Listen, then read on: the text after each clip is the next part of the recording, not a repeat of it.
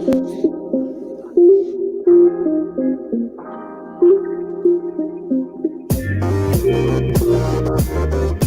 to the Wolverine Digest podcast, the best spot for objective and authentic coverage of Michigan athletics. If you want open dialogue, honest opinions, and in-depth coverage of the maize and blue, this is the podcast for you. And now, here's your host, Brandon Brown, joined as always by Chris Breiler. Joined as always by Chris Breiler. That never gets old, nothing, Chris. That feels good. I like hearing it. I enjoy it. My dudes. Wednesday night, getting into Northwestern a little bit deeper this week. We got a really good write-up from friend of the Wolverine Digest, Lauren Withrow, who used to do some video production and stuff here for us. So she's really good. She's in she's a graduate student at Northwestern, young, fresh out of school at Michigan, and they gave her the Northwestern site over at Sports Illustrated. So check that out, Wildcats Daily. And joining us from that publication to talk Northwestern football is JP Acosta. So apparently, I don't know, maybe Lauren got too big for her britches. I reached out to her. I'm like, we need to talk about Northwestern. She passes it off on the understudy. But JP, he says he's got the knowledge, so we're ready for you to bring it, man. How you doing tonight? I'm doing great, man. They had to go pull the rookie from the minor leagues, making the major league debut today. I'm excited to have you, man. Before we went live here, you said that you've never really done this before, so I appreciate you stepping out on a limb here. And like I said, Lauren gave you a high recommendation, so we're looking forward to hear what you have to say. And just real quick, give your background a little bit, because I think it's cool that Lauren, yourself, a lot of other people that work over there at Wildcats Daily are students at Northwestern, which I think makes that pretty cool. Yep, we're pretty much all of us are graduate students in the sports media specialization at Northwestern Medill School of Journalism. I actually just graduated from Florida Atlantic in August, so I had a quick little turnaround going from Florida to Chicago in a month. Still trying to adjust to it, but aside writing about college football, just the X's and O's of college football, I write about the NFL. I talk about the NFL on podcasts. Anywhere where you can find talking about football, pretty much I'm going to try and be there. So I'm excited. I'm going to talk about Northwestern as much, so this is a pretty cool experience. Well, good, man. I'm glad to have you. Glad to get you going on this. I see that you got the Sox hat on. I know you and Chris were talking about Chicago a little bit. South side. we didn't hear that part. You're brand new to the city. Like, how are you figuring everything out? See, so I far? was JP. I was talking to you like you were an OG. I know. Like That's been what I there was for thinking years. too. I'm like, oh, okay. I had to kind of act like, yeah, I know where that is. I got it. I was going to go look it up on my You played phone it off. I had no idea. You played it off. Yeah. Yeah, but I just moved a couple months ago. I had to claim a baseball team here, so I chose the White Sox. I just thought they were really cool, and the Southside jerseys are awesome. So I chose the White Sox. I'm really loving the city so far. Coming from South Florida, Chicago, it's a lot different, but I'm having a great time. Awesome, man. That's really cool. I think, right. I mean, like, Chris, I'm not a Chicago guy, but like, if you roll with the Sox, like, that gives you more street cred. Like, you're a little more accepted. You know, I've always look, I might get in some hot water for saying this, but I've always kind of viewed the North Siders as just a little soft, a little on the soft side. You know, like, I like the South Siders. I like the Sox. You know, I lived in Wrigleyville, so there's a bit of a discrepancy there. But overall, I was always more inclined to like the Sox. Well, there big you go. Frank Thomas, the big hurt. That's right, man. I love Frank Black Thomas. and white unis, man. Yeah, classic. Super excited to have you, JP. Let's get right into it, man. Northwestern, before the season started, I mean, this was no secret. They were billed as one of the teams who lost them. They were the team that lost the most production of any team in the country, and it's kind of played out that way. They're 3-3, not really any great wins. They got blitzed by Nebraska. But then last week they get a scrappy win over a decent Rutgers team. So I'm just kind of wondering, like, losses to Michigan State, Duke, and Nebraska, the wins that they do have aren't like resume building necessarily. But what's the vibe around Northwestern football as they sit here at 3-3? Honestly, I'd say it reflects the record. It's about lukewarm, you know. Those losses are really bad. The opening day loss to Michigan State looks really bad, especially when you gave up 267 yards on the ground to one player. The Nebraska loss looks really bad because you gave up 400 yards on the ground to the entire team. I think the biggest thing that has kind of stood out to me is nothing offensively has looked easy. They haven't been able to get anything going in any facet of the game. They're only getting about 5 yards a play, which is 85th in the country right now. And normally, like last year they were able to get away with that because their defense was historically great by Northwestern standards. This year is taking a step back because they've gotten a whole lot younger. They've gotten a whole lot younger at the second level, especially losing McIntyre and Bryce Gallagher. Once you get younger there, you're going to see the inconsistencies in the run game. Michigan State ran a lot of plays right at that second level, testing their eyes. Nebraska did the same thing. And then you just see all the missed tackles because people are out of position. So right now, I would say it's about lukewarm. You feel like, well, we can scrap out a few more wins to make a bowl game. Maybe we'll catch one of the bigger teams sleeping. But right now, it's kind of, I guess it's lukewarm. So the vibe feels like 3-3. I mean, that's what it looks like. It feels like 3-3. Well, you mentioned a little bit about that running game or the defensive approach to stopping the running game, and that's Michigan's bread and butter. They want to run the ball against teams that haven't had a great rush defense. They have ran it all over them. So we'll get into some specific predictions and overviews of the game towards the end. But I mean, it sounds like Michigan's going to have a field day on the ground on Saturday. Yeah, this feels a lot like the Giant. This feels like a lot like Goliath going up against David, except David doesn't have his rocks in a slingshot. This feels like one of those games where the biggest strength for Michigan is leading right into Northwestern's biggest weakness. Michigan's biggest strength, they can run the ball and play defense. They're fine winning that way. Northwestern was able to win that way last year, but this year the defense isn't as good to carry them to wins this year. I think that has to do a lot with, like I said, the youth on the team this year, changing defensive coordinators, going from legendary Mike Hankwitz to Jim O'Neill, who coached the worst team in NFL history. He was defensive coordinator of the Browns. Kind of weird, but it feels like defensively they're still trying to run the Mike Hankwitz stuff mixed with the Jim O'Neill stuff, and it's just turned out really bad. So they're kind of going one between the other. But like you said, this feels like Michigan's strength going up against Northwestern's weakness, which looks really bad for Northwestern going into Saturday. Yeah, for everybody out there who didn't know, Northwestern last in the Big Ten against the run. That's not great. That's not great. When Michigan is totally content with running the ball 50 times a game and just churning out yards and letting Hassan Haskins and Blake Corum do their thing. I want to ask about this too, kind of along the same lines, but a little more specifically with Pat Fitzgerald. I think you could make the case that he's like Northwestern's version of Jim Harbaugh. He's the kind of the golden child. He was a All-American linebacker there. I feel like people pretty much love him. I think he's a really good coach. I think he's done a lot with less talent than a lot of the other teams in the Big Ten. But there have been some low dips, but there's also been some pretty high highs for him.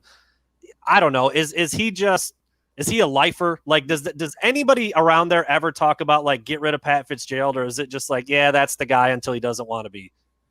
On the rare occasion that people do without getting booted out of Evanston, I mean, it feels like Pat Fitzgerald is a definite lifer.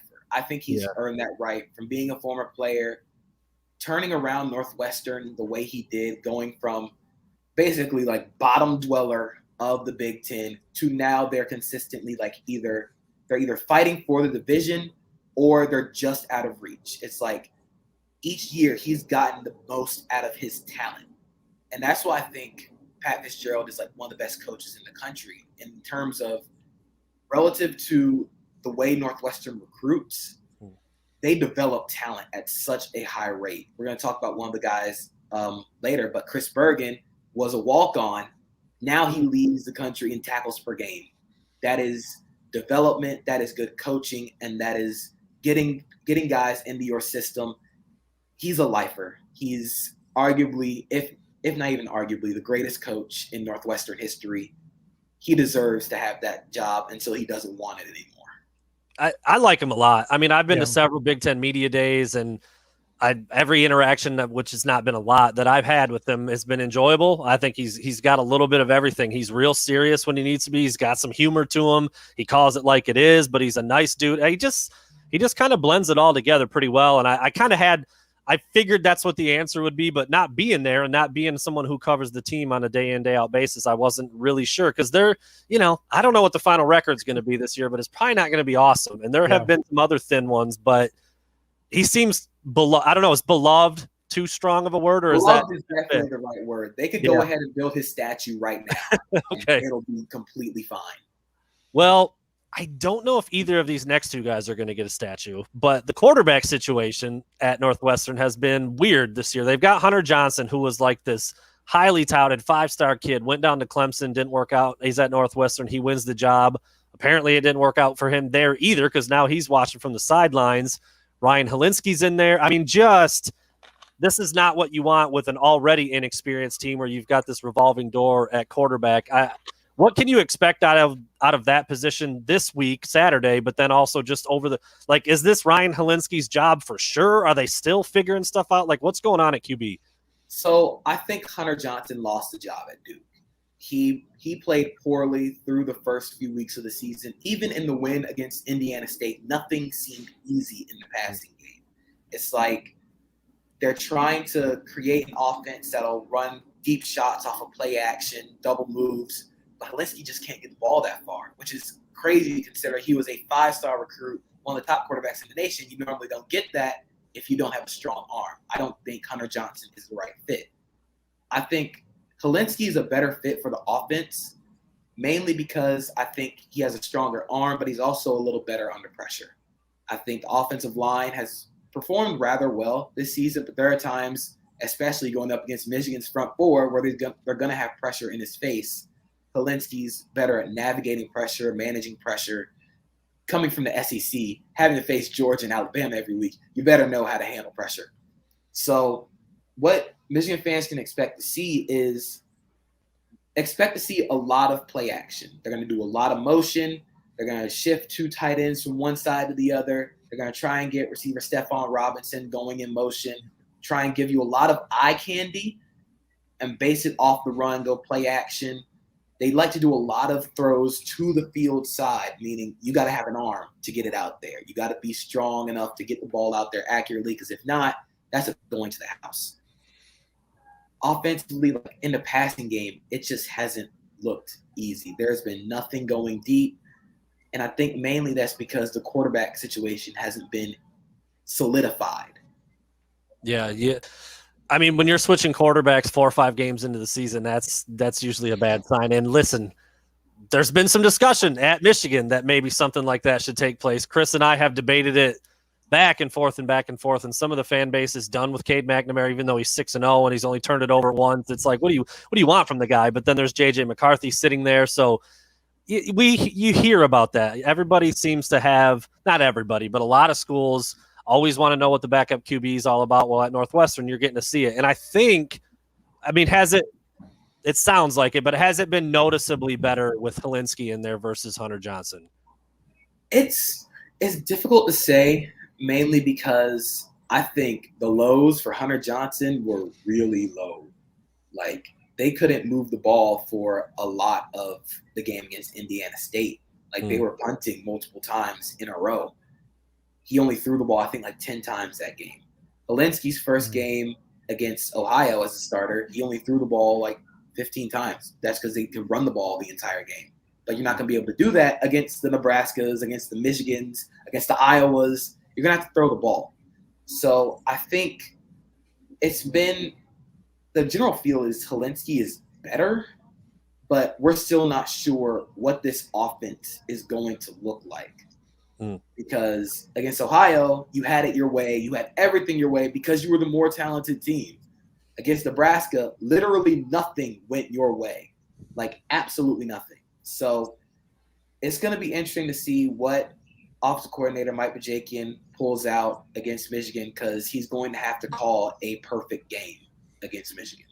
A lot of what he was saying there. I could see Chris going, yep. A lot of what he's I feel saying. I've heard this same thing before. It's the same thing we're thinking about with Michigan, except Michigan's 6-0 and has won every game they play. When you're winning, it's like, all right, we'll keep putting. We'll when put you're winning, it's fine. It's fine. Yeah, but it just goes to show though that the same philosophy applies though, whether you're winning or things aren't going right. Like people still are aware that at some point when you get to these bigger matchups that you're going to have to utilize the passing attack. And it doesn't sound like Michigan's going to have to do that this weekend all that much, but we expect it to come up in the coming weeks, and you still don't know what it's going to look like. So very relatable.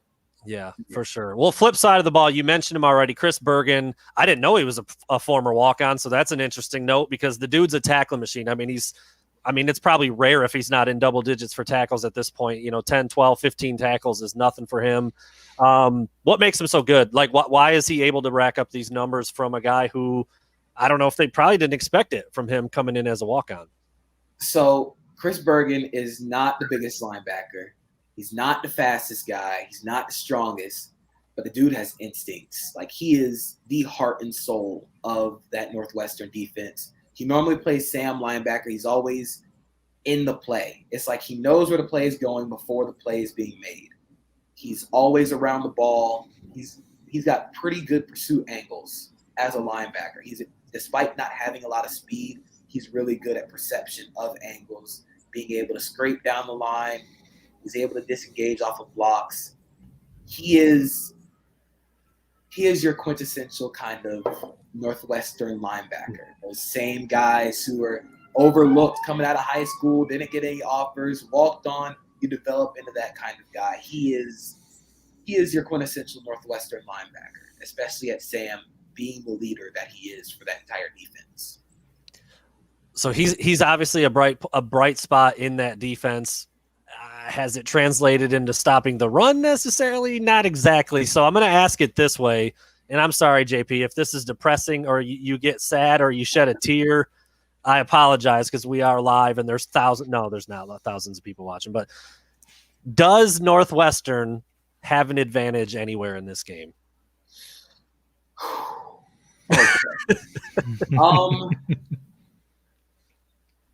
Honestly, if it's not in their pass defense, I think their secondary they got off to a little bit of a rough start at the beginning with Michigan State basically pulling the rug out from Northwestern in the first game of the season. But I think their passing defense has improved really well. They're still going to play a lot of cover 4. They're not going to let teams beat them deep very often. Brandon Joseph is still one of the best safeties in the country in terms of ball hawking and creating pass breakups as a center field safety.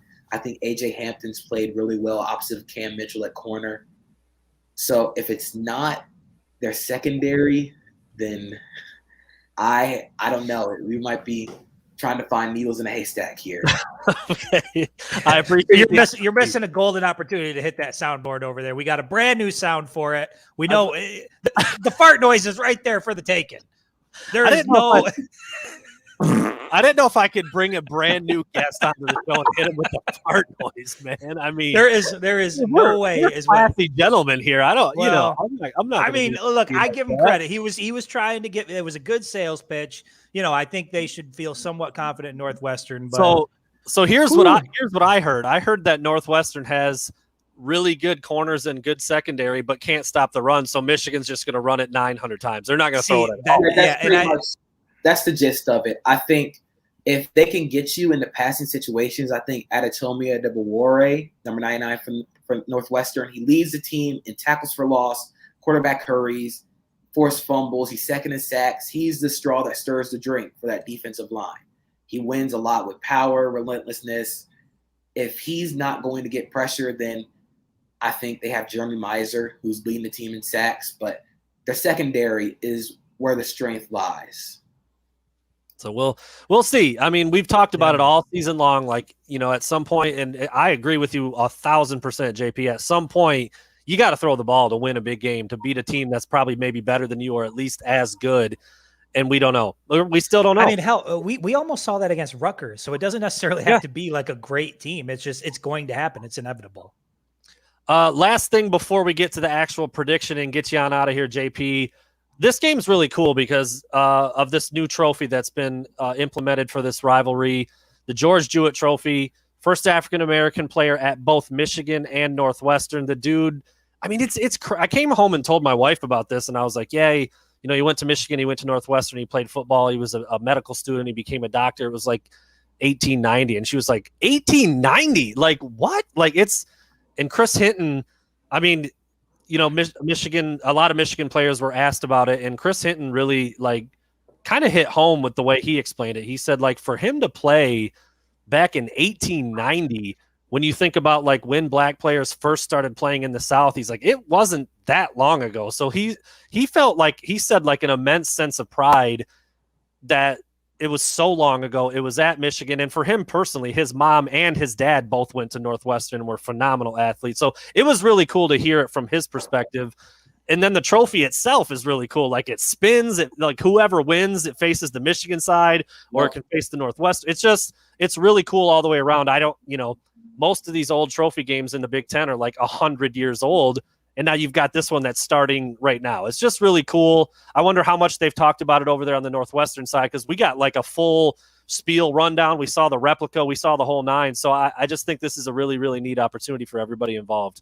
Yeah, it's such a great trophy. It means so much to everybody involved. Pat Fitzgerald talked about it. He said it was such a great honor. Like, that's the one thing that stood out to me. He said honor so many times, mentioning the George Jewett trophy, saying how much his players were honored to play for that trophy, to compete for that trophy. Like you said, he was trying to be a doctor. He was getting a medical degree as a black man in 1890 while also playing football at 2 universities. Yeah. That's something we rarely ever hear about, in not only in college football, but in America at that time. So it's super cool, having the ability not only to, like, cover this moment, to cover the team, but also seeing how the players and how the coaches react to getting that opportunity, because everybody was so honored. Always just mentioning having the opportunity to compete for that trophy is such a huge thing for them. Yeah, it's really cool. Again, the trophy itself, it rotates so you can face whoever wins. It's got George Jewett on there in his football uniform, and then a lab coat, and he's holding the ball and the books and the medical kit. It's cool, man. I mean, I don't know. Like, the brown jug is cool. The Paul Bunyan thing is cool. I don't really get that caught up in trophy games. To me, they're just like, it's a game. Like, cool, they get but like this one, special for a lot of reasons, really significant. And there's supposed to be like 16 members of his family at the game on Saturday, and he went to Ann Arbor Pioneer right across the street. It's just, and Jim Harbaugh, I can't remember if it's his grandson or great-grandson. George Jewett's grandson or great-grandson was the principal at the school that Jim Harbaugh went to when he was a kid. Everything's just coming around. Crazy. Yeah. It's super cool. It's super cool all the way around. So really looking forward to that. The presentation of it and how they decide to do that at the actual game on Saturday. All right, last thing. You can give as detailed or as in-depth or as vague of an overview as you would like, and then hit us with your prediction for the game on Saturday, JP. All right, so one matchup that I think Michigan fans are going to want to look out for is Northwestern left tackle Peter Skoronski against Michigan defensive end Aiden Hutchinson.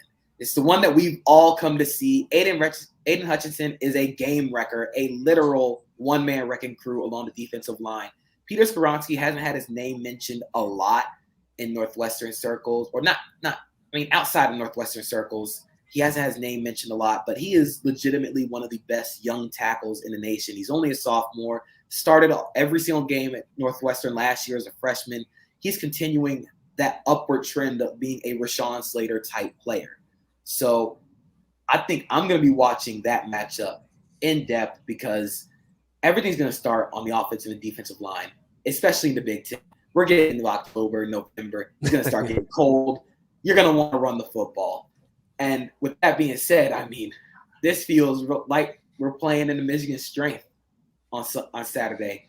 Michigan is willing to take the air out of the ball and force you to play defense and throw the ball, make a mistake. So I think Michigan wins 24-13. I don't think it's going to be a super duper high scoring game, but I think Michigan's probably going to near 200 yards rushing.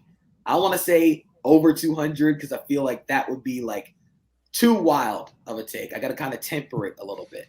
They're gonna get close to 200, but I think they're gonna have just enough to pull away from Northwestern.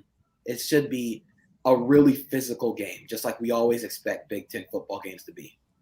24-13. I like that. That sounds about right. Yeah. I have gone back and forth so many times. So I was going to get into this before. I forgot to mention it. So the spread is 23.5, which sounds like a massive number. That is a big number against a pesky, punch above their weight Northwestern team, which they always seem to be against Michigan. I don't know what it is about that matchup, but they always seem to bring it against Michigan. I don't know. I've gone back and forth on what I think this is going to be. Boss lady Lauren said I think she said 44-14 or something. So she's no faith in the Cats. I didn't hear the spread. I was shocked. Yeah, 23.5. Wow. Man, it's really tough because I think Michigan's going to be able to run the ball really well. And they're going to get a lot of explosive runs. So I say 24-13, but I would not be surprised if this is 56-7. I wouldn't be surprised at all.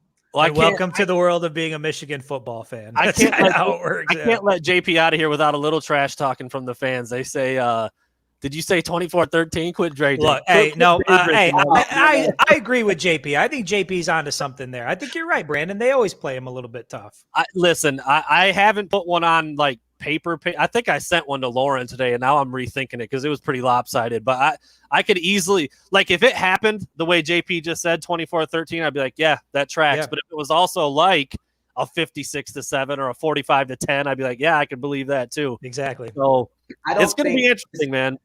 I don't think this game gets within 10 points.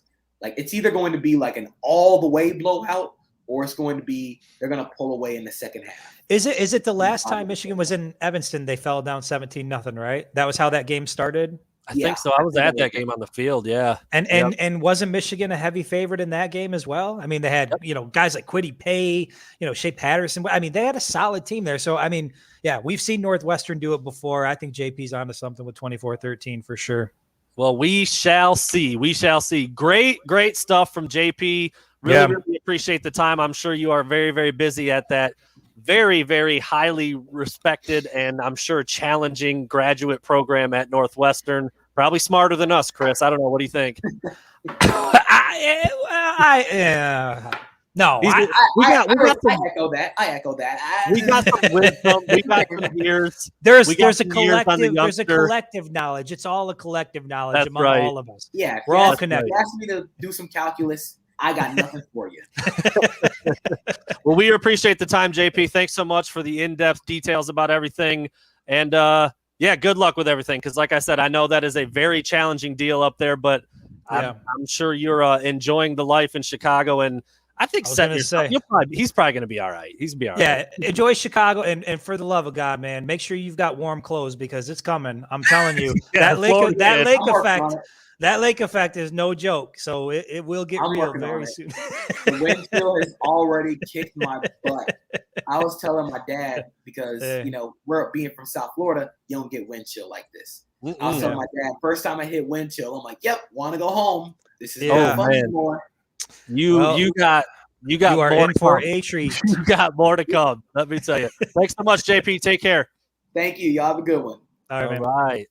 Really good stuff, man. JP. Really good stuff. In depth. Got a lot of knowledge there on exactly what's going on with Northwestern. Yep. What was your initial thought? Because the comments started coming quick when he said 24-13. A lot of people were like, no. Honestly, my initial thought was, yeah, that sounds about right. And immediately you start to go the Rolodex between Michigan and Northwestern. And for me, it's that crazy catch with Roundtree where he tips it up and snags it, or it's Michigan falling down 17-0 in Evanston, or it's running out for a last second field goal with, I think it was it Garrett Reed? Who the hell was the kicker at that point? I don't know who kicked it, but it was Drew Delio who slid in for the hold. Right. So to me, when I think of Michigan Northwestern, like that's just what my brain goes to. So 24-13, I could see that. I could even see it being a little bit closer. The reality is when you get into the second half of this schedule, it's not all that unreasonable to expect Michigan to be in a dogfight with a team you wouldn't expect. Like everything is going to be tough at this point. Yeah, I think I said 45-13 in my write-up that I did for Lauren. Ooh, we that would be traded. impressive. I don't know. That sounds like a lot, but I really do think Michigan's going to be able to run the ball like we saw weeks 1 through 3, and we saw what those scores looked like. So, I mean, if they're able to run the ball, then yeah, you're 40, 50, it's going to get pretty ugly pretty quick. So we will see. We're going to back it up a little bit. Chris, are you ready? Back that thing up? We're going to back that thing up and do a little TFG because somehow we missed it on Monday. No, not somehow. We had Blake Corum come in. Well, we went an hour and a half on Monday. We did a 90-minute show on Monday, so that's how we missed it.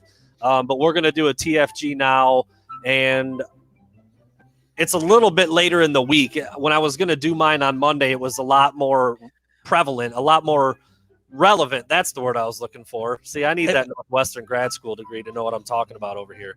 It was a lot more relevant on Monday, but I'm still going to stick with it. Did you end up coming up with one? I did. I just sent it to you. I want to know, are we on the same guy now? It's not. That's not what I've got. All right, cool. All right, cool. Roll with it. I'm going to go on. I didn't even. This fucking guy. I didn't hit the main button. This fucking guy. I'm going to do one. I don't know if I've gone this direction before. You've done a positive TFG before. Yeah. Yep. I'm going to do a positive. This fucking guy. Wow. Donovan Peoples-Jones. I don't know if you saw his day on Sunday. Yeah, he goes big for day. 4 catches for 101 yards and 2 touchdowns, including a 57-yard Hail Mary touchdown before the half. Cleveland lost to Arizona. Whatever. It was a huge day for DPJ. He is slowly but surely solidifying himself as a legitimate threat in the NFL as a wide receiver on a team with really good offensive players. So it's really cool to see. I mean, this is a kid I've been watching since he was a freshman in high school. They called him the freak back then at Cass Tech because he could run and jump out of the gym. He was doing all sorts of crazy stuff in high school. He looked like a damn defensive end when he was a senior getting recruited to Michigan. And then, we've talked about it a lot. At Michigan, he was good, not great, for the number one receiver in the country, 5-star kid. And now he goes in the 6th round, and he's got staying power in the NFL. So it's just really cool to see. I got to know his mom a little bit. I see pictures of them all the time after the game and stuff. He looks like he is a budding, I don't know if I'll say star just yet, but close. He feels like a guy who's going to play wide receiver in the NFL for a really long time, and it's really cool to see. So that's my positive. This fucking guy. I like it. I'm not going to spend much time on that, but you're right. It's nice to see him finally becoming what a lot of people thought he would be at the University of Michigan. I mean, physically, just an impressive guy. So it's cool to see. But my TFG, Brandon, our favorite, our homeboy, Brett Bielema. Let's give it up for Brett Bielema. Let's give it up for our guy, Brett Bielema. He came out. I don't know what day it was. I think it was maybe on Monday, was it? He was speaking to the media. And, a lot of times when coaches go out and they address the media, they say things, well, we're working to get better. Our guys are great. Bielema said to hell with all that. He basically went out and said, look, I don't know if we've got a guy in our 2 deep that's doing a damn thing. So we've got a lot to do. They haven't really recruited anybody here that can do anything. And if you think I'm embellishing too much, go back and listen to his quote. He basically said they haven't recruited anybody here that's worth a damn. I was supposed to grab so it became a hot topic on social media. People were sort of going after Bielema, this is not how you lead. This is not how, for me, Brandon, we talked about it a little bit. I absolutely loved it. So again, TFG, but for good reasons. He came out, he went on stage, he said something that was real. It wasn't filtered. He felt it. There's issues with the team. He wants Illinois to be a championship contender. And he said, damn it, we're not good enough to do it. And I don't know that the players here are good enough to do it. And if that pisses some people off and rubs them the wrong way, then they're probably not right for the program. And that's just kind of how I view it. So kudos to Brett Bielema. I love the honesty. I'm tired of the bullshit during the press conferences. Just give us something. Yeah. If that pissed a player off and rubbed him the wrong way, he's talking about you. He's talking about you. Yeah. I mean, the guys who are grinding, who are giving everything they've got, and who are performing like they're supposed to be, they don't have a problem with that statement. And I think I'm with you. I think, and he even went a little farther than I've asked before. I've said this about Jim Harbaugh before. I'm like, I don't need you to mention anybody by name or say that someone played well or that they were bad or that they were not good, but don't sit up there and tell me something that's very clearly not true just because. Like, I don't understand that approach. And that's the thing. Like, whenever I do say, I can probably stop the music now. Whenever I do say like, I wish Jim Harbaugh would just be a little bit more genuine. Just say the factual happening. And people say like, well, what do you want him to do? Tell him that his players blow and that he does. Like, no, there's an in between that's fine. Not quite to where Bielema went. Yeah. He doesn't have to go that far, but he can take a couple steps in that direction. I'm fine with what Bielema said. I actually am. Yeah. Like, I love that he called it like he saw it. And again, he's trying to build a culture. He's rebuilding. A lot of those players aren't his, which maybe that factors in. He doesn't care. And here's the other question. Where's the lie? Is there anybody at Illinois right now? Like, are they? Nobody views Illinois as like a team that's full of guys that are going to compete for championships. So it's one of those things where, I don't know, should somebody get, I guess, I don't know. I've never been of the mindset that if it isn't real, like, or if it's real, you shouldn't say it, if that makes any sense. Like, why just go up there and spew BS when everybody knows that Illinois is not very good and the players aren't very good? He knows it. They know it. Say it, make a change. And sometimes that's the only way to make real changes. You stop bullshitting around and you just kind of get real about the situation. Yeah, I agree. And that's what I've said before. Like, I'm not at, Michigan's winning this year. I don't need Jim Harbaugh to come out there and trash anybody, but to sit there and say that, like, Cade completes 10 passes, 50%, doesn't throw a touchdown and throws a pick, and he's playing phenomenal. Like, dude, no, he's not. He's not. And that's okay to say that he's not. You can say, like, yeah, we should have hit this, we should have hit that. It would have been a little better to see that, Well, and we kind of, didn't he take a step in that direction? Didn't he say we're leaving some meat on the bone with the offense out there? So, that is an acknowledgement of reality, an acknowledgement of what guys like you and I have been saying for a while now, that there's definitely plays being left on the field. There's points being left out there, and that it's okay against Rutgers and against NIU, but leaving points on the field against Michigan State and Penn State and Ohio State is going to be a problem. So even the fact that Jim Harbaugh said it when he's been as positive about Cade McNamara as he has been shows once again that they have a clear understanding that things are being left out there. For as good as it's been, it can be better. Yeah, no, and I think that's completely fair. And I don't think Cade McNamara or the receivers or the position coaches would be like, why is Coach Harbaugh saying that? Like, this is big boy football, dude. Like, what the hell? This isn't Pee-wee. Like, dude, first of all, most of these kids are, I'm sorry, everybody out there in today's world of this stuff's not allowed, plug your ears.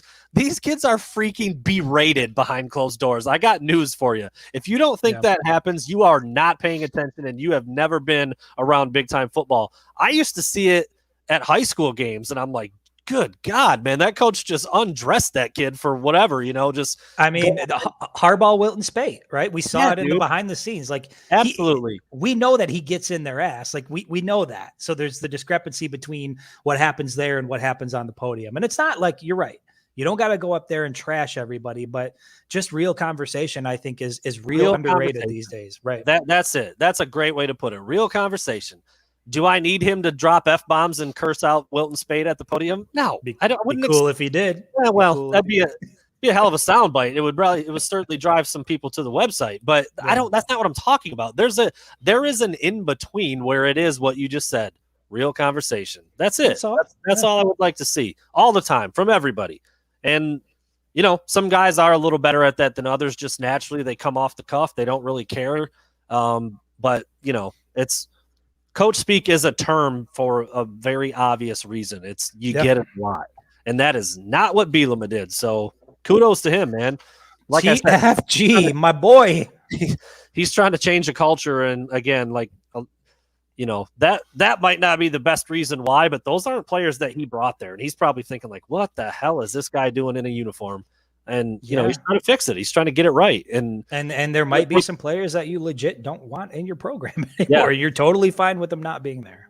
It's going to take some tough love to get Illinois headed in the right direction because they're just not a very good team right now. And for him to realize that and call it out, no problem with it at all. No problem with it at all. Champaign is a tough place to recruit too. I mean, Champaign's not. I mean, that's not really by anything. No, it's just a tough gig. It is a tough gig. I mean, I don't know. Yeah, Madison's pretty sweet, but it is still way up there in Wisconsin. But he had it rolling there when he was there, so I'm sure he's just going to try to, find that same formula and recreate it. We'll see how he does in a couple of years. This was a good question posed to me by Matt Leach today on the M Zone. I was there with Jamie and Matt Leach and my guy Miz, and I actually had kind of a hard time answering it. It took me a second. I kind of hem-hawed around a little bit. I'm going to ask it to you, and I want to see if you struggle with it at all. What do you hope? What do you hope that Michigan worked on the most during the bye week? What do you hope they really hunkered down on and really dug into to try to make sure it's better moving forward? I feel like a broken record, but I know what you're going to say. That's exactly how I started my answer. Right. There's two things. My initial instinct was the passing game. Button it up, get solid, get locked in, make sure that if you need to rely on Cade McNamara in the second half of the season here, that you can do it. But also the corner play. I'm creating turnovers, and we talked about that a little bit. That even though the defense has been good to this point, they haven't really created enough turnovers, not as much as you think they're going to need the second half of the season. So if I have to go between the two, I mean, that passing game for me has been an issue the entire season. I still think they're going to need it. I see people seeing the secondary. I totally agree with it. But for me, I'm going to stick with the issue of the passing game just because we have not seen it really clicking yet. And it's going to have to be. Dwayne Jones becoming a favorite of the show. He's in lockstep with us a lot. But I agree. I kind of was like, well, there hasn't been a glaring weakness on this team. They are undefeated. They're playing pretty smart. They're taking care of the ball. Penalties haven't been an issue. That's all really good. You can hang your hat on a lot of that stuff. But I did come back to the passing game. And I actually said, I think maybe because I think the secondary has been okay. It hasn't really gotten torched, but they haven't created a lot of turnovers. They've missed some opportunities. But I think maybe the biggest weakness that's been exposed so far, I think the linebacker play was pretty bad against Nebraska. Yeah. I don't know if you're going to have as much of a problem with that this weekend, but Peyton Thorne can run it a little bit, and they're going to get the ball into their speedy receivers. If Sean Clifford is back for Penn State, he can take it down and run it a little bit. Yeah. The linebackers have to be a little bit better because they were exposed a little bit against Nebraska. Adrian Martinez got loose a couple times. The tight ends got loose a couple of times. And so that's where I went next after the passing game. But I'm with you. I'm with you. Broken record, piling on, negative Nancy, whatever you want to call it. I'm not convinced still that they can air it out and beat a team up on the scoreboard with the passing game if the running game isn't working very well, or if they get down and they need to come back, or if they need, a go-ahead score with 1:30 left or something. You got to go 65 yards. I haven't been convinced that part of the offense exists yet. And that's what I would say. And I think it would be. I would feel better about that. I don't necessarily need them to become air raid, but they've got to find a way to AJ Henning and Roman Wilson and Mike Sainristil, and those guys just have to get the ball in space. It doesn't have to be down the field. It can be on the jet sweeps, the reversals, a pitch. You can get it to them on the slant. You can get it to them on a quick out. I don't care how you get them the ball, but I guess really when I say the passing game, I want those guys more involved in the offense because to me, that's high octane, that's high power, that's, big type play potential. And those are the guys you're going to need in the second half of the season, making those big plays to put the points on the board. So, they might be able to, a lot of people think there's that magical switch and that magical playbook and maybe all of that exists, but it's always nice to see it. And I haven't really sat back one time, I would say, through the first 6 weeks of the season and said, that's a damn good offense. I've said that's a really good running game. Yeah. Running backs are impressive. Kate had a good throw there, but I haven't really found myself saying that is a good offense. Yeah, I think that's fair. And that's has the potential to be great. That's where my head went immediately. And I think there's some value in that. Just say the first thing that comes to mind game. I think there's value in that game. And if you try to just blurt it out, that's the first thing that I thought of. Passing game. Yeah. I mean, and then when I kind of dove into a little bit and I thought back about some specific occurrences, I was like, okay, linebackers against Nebraska, not great.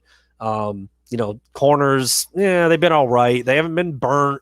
They haven't made any big plays really.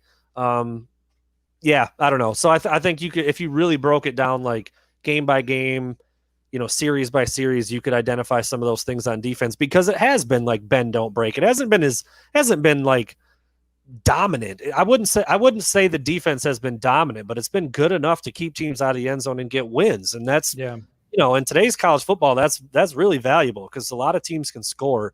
So yeah, we'll see. I mean, there's 3 huge games on the schedule where we're going to find out if what we've seen so far is good enough to translate, into those other areas against better teams. So we'll see. I also thought this question was good. I wouldn't say it stumped me, but it made me think about what I'm looking for this weekend, what kinds of specific things we want to see happen, just kind of in general. Because I think most people are going to, I mean, I don't know anybody who's picking the upset. I don't know anybody who's going to pick Northwestern to come in and win. So it's more maybe about how it looks. So with Michigan State looming, does Michigan have to win big this Saturday for it to be a good win, or a confidence builder heading into East Lansing, or a momentum boost, or however you want to classify it? Do they have to win big to feel good about what's going to happen in East Lansing next weekend? No, not now. Now it's just W's. Anytime you get the W, now you're 7-0. Now you're within the top 5. Now it's just survive and advance. I know that the College Football Playoff Committee and how they look at teams is important, and how you perform on the field is important. But you and I both know that if Michigan goes out and wins the Big Ten championship, there's no way they're not in the College Football Playoff. They're too big of a brand. The College Football Playoff Committee is absolutely going to love them. They're going to be in the College Football Playoff. So, yeah, I don't care how they win. They just got to get the W and set the stage for a massive game on October 30th. And then based on what happens on October 30th, nobody's going to give a shit about what happened against Northwestern, whether it was close, a blowout. Nobody's going to care. Yeah, I said the same thing. I said I don't think they've got to win big. And my reasoning was actually because of I truly, truly believe that Jim Harbaugh has immense respect for Northwestern and Pat Fitzgerald. The way he talked about him in terms of, if you play Northwestern in the middle or the later part of the season, they are so much better than they are at the beginning of the year. And I know it was only a couple of weeks ago, but they got drilled by Nebraska, and then they beat Rutgers, who I don't think most people saw that happening. Rutgers was the favorite in that game, not by a lot, but they were. And Northwestern wins 21-7. So I think that Jim Harbaugh is going to make sure that the players are well aware of what kind of a team and personality Northwestern is and has, because they take on that fighting spirit of Pat Fitzgerald. Jim Harbaugh knows what he's about. He knows, like we've just said, I mean, Jim Harbaugh's not faced them as many times as some of the examples you named in the past, but there have been some close dog fights with Northwestern over the last couple of years, and you can't take them for granted. And I also think that the defensive captains, specifically Josh Ross, Aiden Hutchinson, they're not going to let that happen. I don't really know a whole lot about Andrew Vistardis in terms of, as a captain, in terms of his get up and stand on a chair, rah, rah. I know Josh Ross and Aiden Hutchinson will do that. Ronnie Bell, I think, Ronnie Bell, I think would too, but the fact that he's not playing, that makes it a little whatever. I really, truly think that Aiden Hutchinson and Josh Ross will not let their team have a letdown. They talked about it all year, and it's like, yeah, we've heard that before. Okay. But now we've seen it, and it's real. It's not lip service anymore at this point. I think they really have it figured out about how to keep their guys up and how to keep them ready for a game that they're favored by a ton. I mean, 23.5 is a monster number in the Big Ten. They are, but this is where it changes for Michigan a little bit, because initially Michigan was under the radar. They weren't ranked. Nobody knew what to make of Michigan. Now Michigan is a number 6 team in the country. They're going in, Northwestern's coming to Ann Arbor, but don't underestimate a team that gets really excited about coming in and playing a near top 5 team. Like, sometimes things can go sideways a little bit. Again, we've seen it with Michigan, Northwestern. I'm getting another echo in my headset, so I'm going to exit. I'm going to come back in. I'm not hearing it, so maybe some people out there will hear. They're hearing it. They're hearing it. No, apologies for everybody. Chris and his headset, man. He went it's out. Not, it's not that. No, this is not the headset. This is a system thing. Okay. This is not a headset.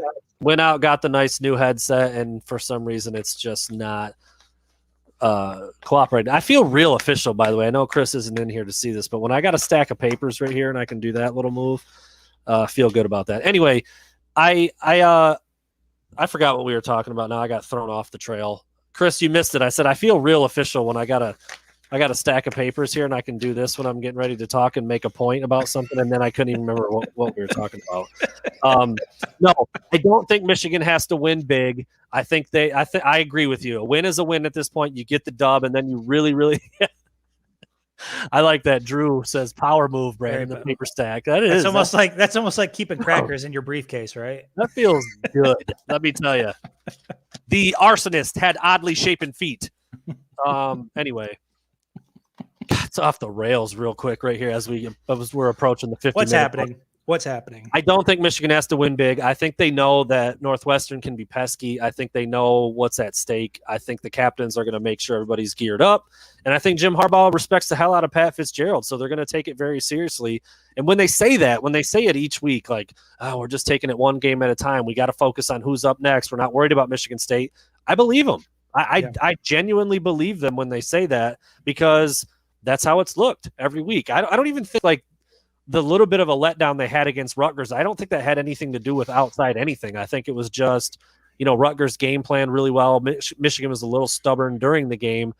I think they've been ready each week. Yeah. I think they've been ready to roll, and I think they're going to be ready this weekend too. So, and you know what I really like about it is I think the addition of the first trophy game, I think that just adds something to the point where if there was any question about whether or not these guys are going to be locked in and ready to play, I think that additional element to it, they understand the importance and the significance behind it. I'm sure it's been talked about quite a bit behind closed doors with both teams leading up to this game. And so I would expect both teams to come out and put together a pretty big effort.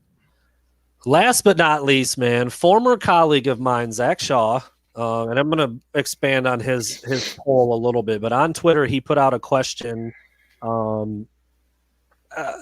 put out a couple different ones. I'm going to put out a series of 3 because I think they're all kind of the same question, really. Yeah. And as we get into the second half of the season, again, you can't not think about these things. I wonder if anybody trashed Zach, by the way, for like, oh, you can't look ahead. What are you doing? That's what we do. One week at a time.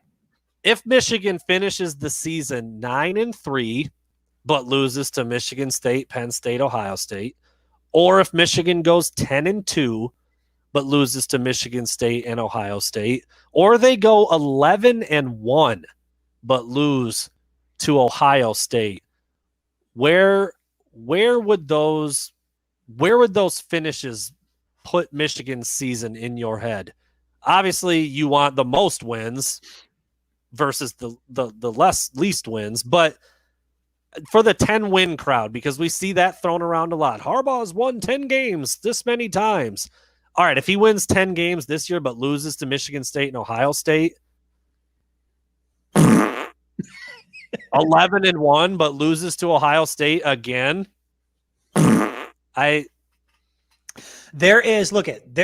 at first when I saw Zach's question, I was like, what a stupid question. Like, why would anybody ask that? Like, of course, if he doesn't beat those 3 teams, the season is trash, right? But then I started to think about but there is a formula, right? There's some game like Penn State, he can afford to lose Penn State, right? He doesn't have to have Penn State.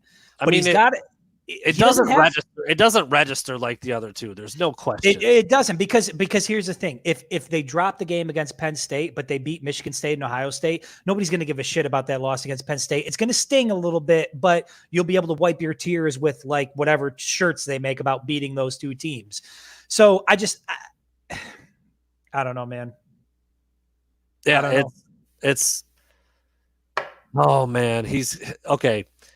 Any way you slice those records, 9-3, 10-2, 11-1. If Michigan State is part of any of those losses, right, it can't happen. He then would be 3-4 against the Spartans all time and 0-2 against Mel Tucker. He'll put it this way. Out of any of those games, it's the only game he cannot lose. We've already seen it throughout his tenure. He can lose against Ohio State. It'll suck, but it's not, we've done it before. We've been there before. Can lose against Penn State. We've been there. We've done it before. Given the scenario heading into East Lansing, where the 2 teams are ranked, what happened in 2020, the fact that Mel Tucker's in his 2nd year and he's already got a 1-0 record against Jim Harbaugh, who's in his 7th year. Michigan State's coming up in recruiting rankings. They're starting to look like a legitimate power.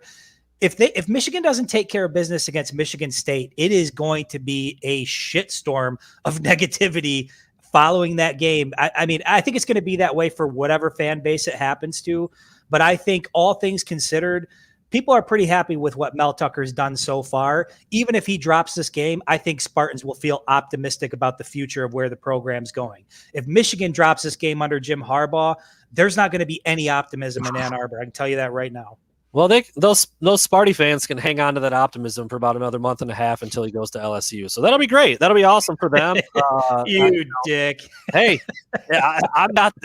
I don't have the biggest dick. That's Vegas, and they have him as the favorite to be their new head coach. So there you go. I think it may have shifted a little bit. James Franklin, I think, might actually be the new favorite.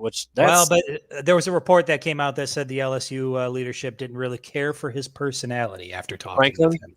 Yeah. Oh, there you go. Which that doesn't seem too far off. Yeah.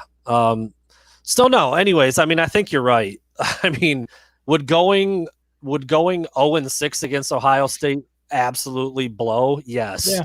But it would kind of be like business as usual, which sucks to say. Half the fan base has given up on even trying to beat Ohio State. They've already determined that because of the academic differences that we're not going to catch them. So don't even worry about that, right? Half the fan base is already there. But losing to Michigan State again, that is unacceptable. Oh man, it can't happen. It's unacceptable. And especially not like it could happen last year. Things were crazy, and people could be like, well, the teams weren't at full strength and things were weird and, you can't really put it on Harbaugh. And it was just a weird year. 2 top 10 teams with the eyes of the entire country on them. Michigan at full strength, presumably Michigan State at full strength.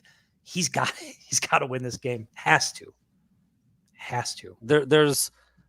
There's no way he can fall to 0-2 against Mel Tucker. It can't happen. It cannot happen. And that's interesting. What you said about Penn State, because you don't want to lose any game. You want Michigan to go in there and win them all. Win in Happy Valley, get the dub. Keep it moving. But you're right. I think if they lose that game, but manage to beat Michigan State and we'll see Ohio State. You manage to beat Ohio State, then you're winning the Big Ten, or you're winning the East anyway, right? So. I mean, it would suck at the time. You'd get over it. You'd get over it with a win over your 2 biggest rivals and a trip to Indy. But, dude, oh, my God. This game in East Lansing is just – it's Armageddon. It's Judgment Day. It is Judgment freaking Day, bro. Nobody saw this coming. No, I mean, preseason, I was like, oh, that's a dub for the Wolverines. No problem. Next. And now I'm like, whew. And I've seen people in Andrew Merritt. I've seen, we're not going to lose to Michigan State. Move on, guys. Like, have you watched this rivalry over the last? We lost to them last year as a 21-point favorite. As a 21-point favorite, we lost. Man, if you're not taking them seriously, they got swag, they got talent, they got a coach they believe in. I know that this LSU thing is kind of, throwing a little bit of a wrench into the kumbaya in East Lansing, but overall things are going really well. And that's a damn good football team. And if I guarantee Michigan will get their best effort of the year on October 30th. No doubt. Guaranteed. No doubt about it. Yeah. Anybody who doesn't want to give them their respect and at least say like, that's going to be a game. You just, I don't know. You're out there. Yeah.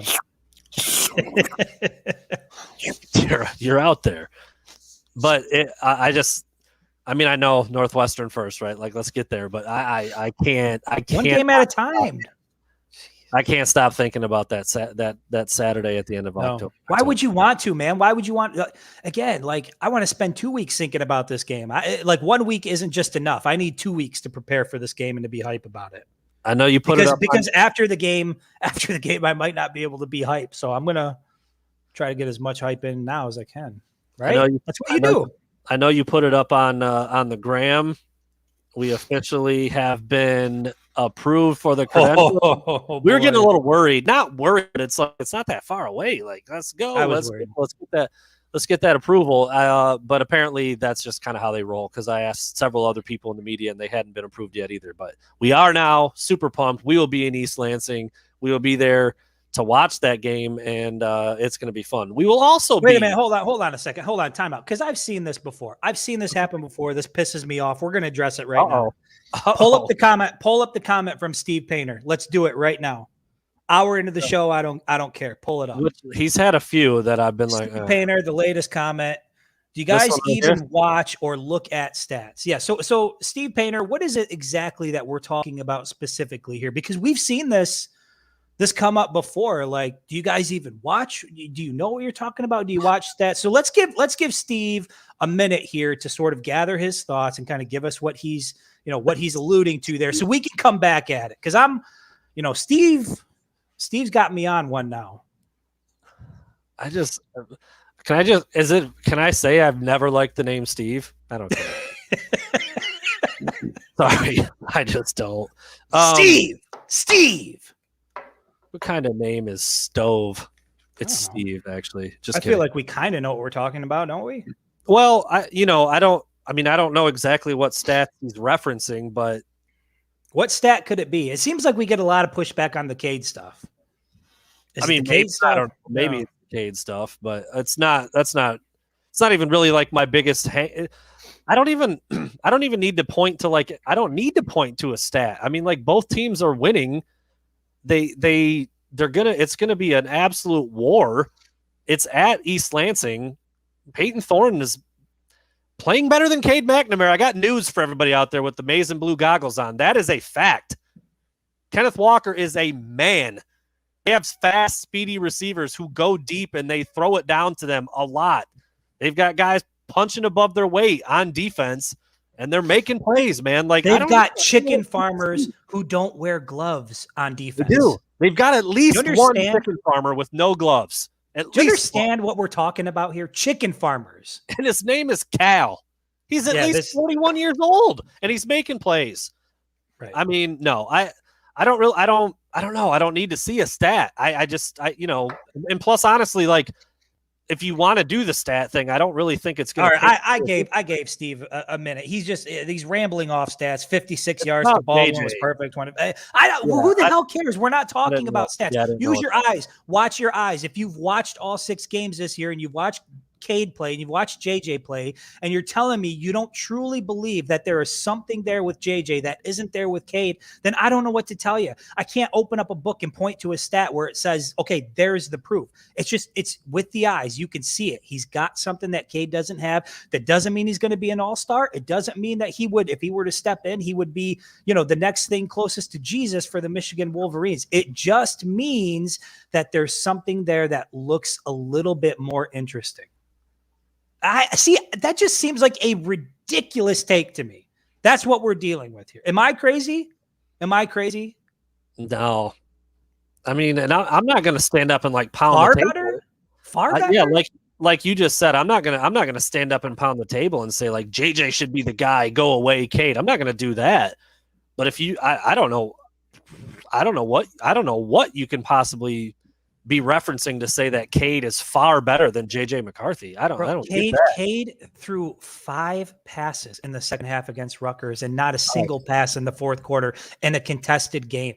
So I don't know what it is you're watching, man. I'm not sure what it is you're seeing. Of course, he's had more reps. He's getting more time out on the field, but you know what the shitty part about that is when comments come in like that, I start to question my own sanity. Like, is there something wrong with me? Like, am I just viewing the world through a weird lens? I don't know. It freaks me out a little bit. Steve, stop freaking me out. Someone said it's T-Mac McLean. It's past Steve's bedtime. All right. Well, that's a pretty good ending to the show. I mean, let's go on a little rant about weed is legal in Michigan. Absolutely it is. It sure is. Yeah, maybe that's, I don't know. Here's what I do know. Michigan is absolutely going to win on Saturday. They're going to be 7-0. They're going to face Michigan State, who's also 7-0, and it's going to be freaking awesome. That's what I know. Yeah. And I'm excited about that. we haven't really done the Cade JJ thing much lately because I just don't think there's a point. It's over. The decision's been made. There's no. I don't think there's a point in terms of doing it again because first of all, they didn't play last week, so what? There's no new information to inject into the discussion. We did it before Nebraska. We did it a little bit after Nebraska because of the way they played JJ, and Cade actually had I don't know. He threw it the most he's ever thrown it that week. It wasn't great. He didn't complete a high percentage. He threw a pick and no scores. Was that awesome, Steve? Hey, Steve-O, was that awesome? I don't think it was. Steve was like, now that's good football. I mean, I don't know how you can – I don't know how you can say that. But again, the point is I don't really know why that discussion is so hot right now. They haven't played a game in, 11 days. Yeah, I don't know. And they might not throw it once on Saturday. We'll see. They might not. If JP's right, they might not throw it a one time. Northwestern, worst rush defense in the Big Ten. Michigan kind of likes to run the ball. Got a couple decent backs. JP said he's not sure they'll go over 200. I think they're going over 300, personally. Might go over 1,000. We'll see. We'll see. All right, we'll be back on Friday, man. We're going to talk on Friday a little bit more specific stuff about Northwestern. Again, we'll have our predictions. We'll get into some over-unders, some things that we like to do. What do we do on Friday? We do a whole Friday, right? You're dumb. Chris gets to call me dumb on Friday. We'll do some over-unders. We'll talk about the Big Ten. We'll get into it. Thanks for listening, everybody.